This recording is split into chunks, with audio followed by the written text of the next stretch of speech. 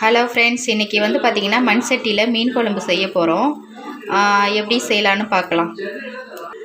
மண் சட்டியில் மீன் குழம்பு செஞ்சால் உண்மையிலே டேஸ்ட்டாக இருக்கும். நம்ம கிராமத்து ஸ்டைலில் இன்றைக்கி மீன் குழம்பு செய்ய போகிறோம். ஃபஸ்ட்டு நம்ம எண்ணெய் ஊற்றிக்கலாம். இது ரீஃபண்ட் ஆயில் தான் எடுத்திருக்கோம். ஸோ ஒரு 3-4 ஸ்பூன் கிட்ட நம்ம எண்ணெய் எடுத்துக்கிட்டாச்சு. இதுக்கு வந்து நார்மலாக நான் ஒரு மீன் குழம்பு வந்து நான் போட்டிருக்கேன். ஸோ அதில் மெத்தடு தான், சில பொருட்களை மட்டும்தான் நம்ம இதில் விட்டுருக்கோம். சரிங்களா? தாளிப்புக்கு என்னென்ன பொருள் நம்ம போடலான்னு பார்க்கலாம். வெந்தயம் 1 ஸ்பூன், கடுகு 1/2 ஸ்பூன்,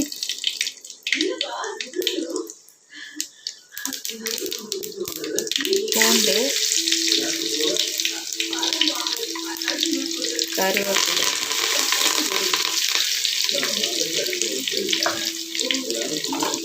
கடுகு வெந்தயமும் நம்ம நல்லா பொரிஞ்சதுக்கப்புறம் நம்ம வெங்காயம் ஆட் பண்ண போகிறோம்.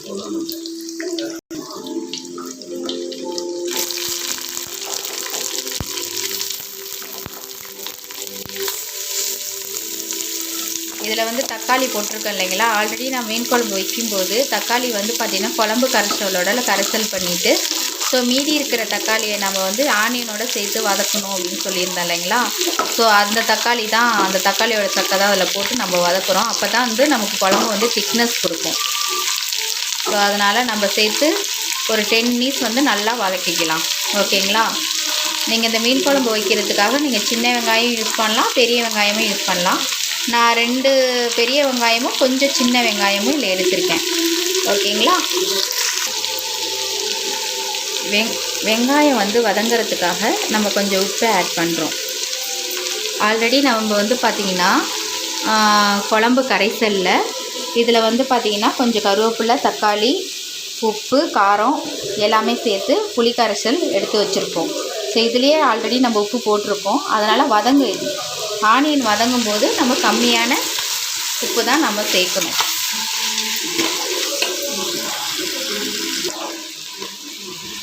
இதில் ஒரு அரை சிட்டிக்கை மஞ்சள்தூள் சேர்க்குறோம்.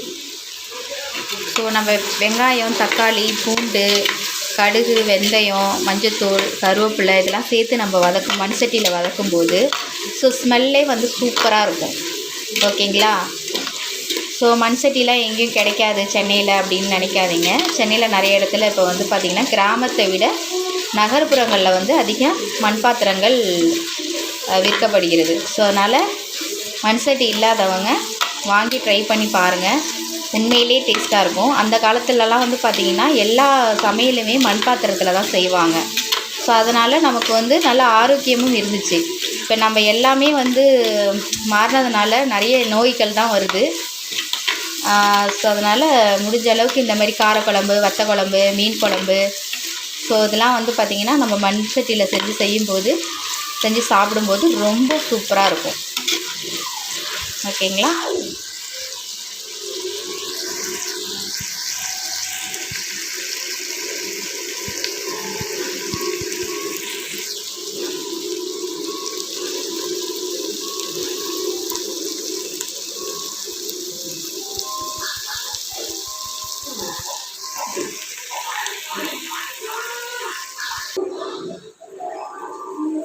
இந்த மண் பாத்திரத்தோட மகிமை என்னன்னு பார்த்துக்கிட்டிங்கன்னா, இதில் வந்து நம்ம நார்மலாக ஸ்டீல் பாத்திரமாக இருக்கட்டும், அலுமினிய பாத்திரமாக இருக்கட்டும், ஸோ அதில் வந்து பார்த்திங்கன்னா ஹீட்டு வந்து ஒரு கொஞ்சம் நேரத்துலேயே வந்து போயிடும். பட் மண் பாத்திரத்தில் வந்து பார்த்துக்கிட்டிங்கன்னா அப்படியே ஹீட்டு இருக்கும். ஸோ ஆனால் வந்து பார்த்திங்கன்னா எந்த அளவுக்கு நம்ம சமைக்கிறோமோ அது வரைக்கும் தான் சூடு ஏறும். புரியுதுங்களா? பட் வந்து இங்கெல்லாம் நீங்கள் கை தொடலாம். அந்தளவுக்கு சூடு இருக்காது. இங்கெல்லாம் நீங்கள் வந்து தொடலாம். ஸோ அந்தளவுக்கு சூடு இருக்காது. ஆனால் அடியில் வந்து பார்த்திங்கன்னா நம்ம அடுப்பை ஆஃப் பண்ணதுக்கப்புறமே வந்து பார்த்திங்கன்னா 5 நிமிஷம் 10 நிமிஷம் கொதிஞ்சிக்கிட்டே இருக்கும். இதில் வந்து பார்த்திங்கன்னா முதல் நாள் வச்ச குழம்பை விட பழைய குழம்பு இருக்கும் இல்லைங்களா. ஸோ இன்றைக்கி வச்சு நாளைக்கு சாப்பிட்றோம். இந்த சுண்டை சாம்பார், சுண்டை கருவாட்டு குழம்பு, சுண்டை காரக்குழம்பு, ஸோ இதெல்லாம் அவ்வளோ டேஸ்ட்டாக இருக்கும். இதெல்லாம் எத்தனை பேர் சாப்பிட்ருக்கீங்கன்னு எனக்கு தெரியல. பட் வந்து பார்த்திங்கன்னா சாப்பிடாதவங்க ட்ரை பண்ணி பாருங்கள். சரிங்களா? உண்மையிலேயே வந்து பார்த்திங்கன்னா அவ்வளோ டேஸ்ட்டாக இருக்கும். இந்த மீன் குழம்பு, வத்த குழம்பு, காரக்குழம்பு, கருவாட்டு குழம்பு, அப்புறம் பூண்டு மிளகு குழம்பு இதெல்லாம் வந்து பார்த்திங்கன்னா பழசு ஆக ஆக சூடு பண்ணி அந்த மண் சட்டியிலே வச்சு வீட்டில் இருக்கிறவங்க பாட்டிகள்லாம் வச்சு சாப்பிடுவாங்க, ஒரு வாரம் கூட வச்சுப்பாங்க. ஸோ எந்த கெட்டே போகாது. அப்போல்லாம் ஃப்ரிட்ஜு கிடையாது, ஒன்றுமே கிடையாது இல்லைங்களா அந்த காலத்துலலாம். ஸோ வெளியிலே வச்சு தான் வந்து பார்த்திங்கன்னா சாப்பிடுவாங்க. ஸோ அந்த அளவுக்கு டேஸ்ட்டாகவும் இருந்துச்சு, அவங்க ஹெல்த்தியாகவும் இருந்தாங்க. புரியுதுங்களா? ஸோ முடிஞ்ச அளவுக்கு வந்து பார்த்திங்கன்னா நம்ம பழைய வாழ்க்கை மாதிரி நம்மளும் கொஞ்சம் மாறிக்க ட்ரை பண்ணணும். வெங்காயம் தக்காளி வந்து பார்த்திங்கன்னா நல்லா வதங்கிடுச்சு. ஸோ இந்த டைமில் வந்து நம்ம அந்த 3 கீராம மிளகாய் முழுமையாக சேர்த்துக்கலாம். ஸோ எதுக்காக இது வந்து பார்த்திங்கன்னா நம்ம மீன் போடும்போது கூட இந்த மிளகாய் சேர்க்கலாம். பட் வந்து பார்த்திங்கன்னா ஸோ முன்னாடியும் சேர்க்கலாம். நம்ம வந்து பச்சை மிளகாய் வந்து பார்த்திங்கன்னா ஒரு ஃப்ளேவருக்காக தான் சேர்க்குறோம். அதனால் நீங்கள் வந்து அதை கட் பண்ணி போட்டிங்கன்னா காரம் அதிகமாக இருக்கும். ஸோ முழுசாக போட்டதுனால நம்ம வந்து பழைய சாதத்துக்கு தயிர் சாதத்துக்கு கூட இந்த மிளகாய் வச்சு நம்ம சாப்பிட்லாம், அவ்வளோ டேஸ்ட்டாக இருக்கும். ஸோ இந்த டைமில் வந்து பார்த்திங்கன்னா நம்ம புளி கரைசல் ஆல்ரெடி நான் லாஸ்ட்டு வீடியோவிலே மீன் குழம்பு எப்படி செய்யலாங்கிறது போட்டிருந்தேன் இல்லைங்களா. ஸோ அதில் புளி கரைசல் வந்து நம்ம என்னென்ன போட்டு ஆட் பண்ணணும், எவ்வளோ புளி சேர்க்கணுங்கிறது நான் உங்களுக்கு சொல்லியிருப்பேன். அதோட கரைசல் தான். இந்த டைமில் வந்து நம்ம மீன் குழம்புல வந்து இஞ்சி சேர்க்கலை. ஸோ எதனால் அப்படின்னு பார்த்திங்கன்னா இஞ்சி சேர்க்காமலும் நம்ம மீன் குழம்பு வைக்கலாம். ஸோ அது எப்படி இருக்குங்கிற டேஸ்ட்டு எப்படி இருக்குன்னு நம்ம ட்ரை பண்ணலாம் அப்படிங்கிறதுக்காக தான். ஸோ நீங்கள் வந்து ஒரு டைம் வந்து இஞ்சி சேர்த்து செஞ்சு பாருங்கள். ஒரு நாள் வந்து பார்த்திங்கன்னா இஞ்சி சேர்க்காமல் செஞ்சு பாருங்கள். உங்களுக்கு என்ன டேஸ்ட்டு பிடிச்சிருக்கோ அதை நீங்கள் கண்டினியூ பண்ணிக்கலாம். ஓகேங்களா? எப்படி செஞ்சாலுமே மீன் குழம்பு செம்மையாக இருக்குங்க. இந்த டைமில் வந்து நம்ம புளிக்கரைசல் சேர்த்துக்கலாம்.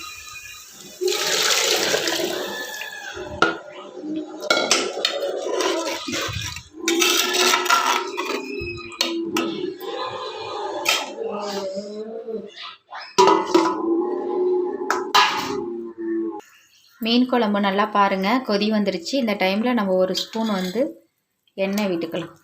சரிங்களா? ஆல்ரெடி நான் மெசேஜில் போட்டது தான். எண்ணெய் இந்த கொதி வரும்போது எந்த குழம்புலுமே ஒரு அரை ஸ்பூன் ஒரு ஸ்பூன் நம்ம எண்ணெய் ஊற்றினோம் அப்படின்னா எண்ணெய் வந்து நிறையா ஊற்றின மாதிரி நல்லா பிரிஞ்சு வரும். சரிங்களா?